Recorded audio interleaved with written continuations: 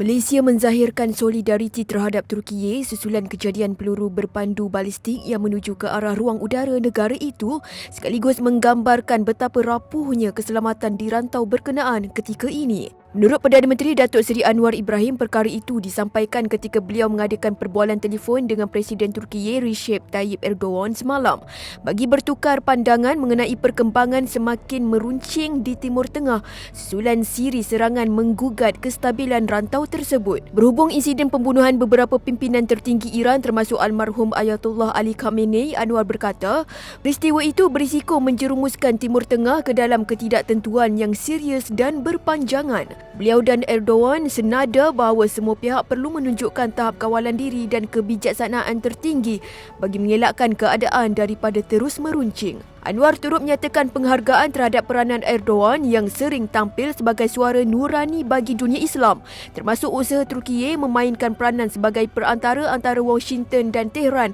dalam membuka ruang dialog dan penyelesaian diplomatik. Malaysia turut menyeru semua pihak menurunkan ketegangan dan menghentikan serangan yang berisiko mencetuskan ketidakstabilan lebih luas melangkaui Timur Tengah, dan pendekatan berteraskan dialog dan diplomasi mesti menjadi keutamaan.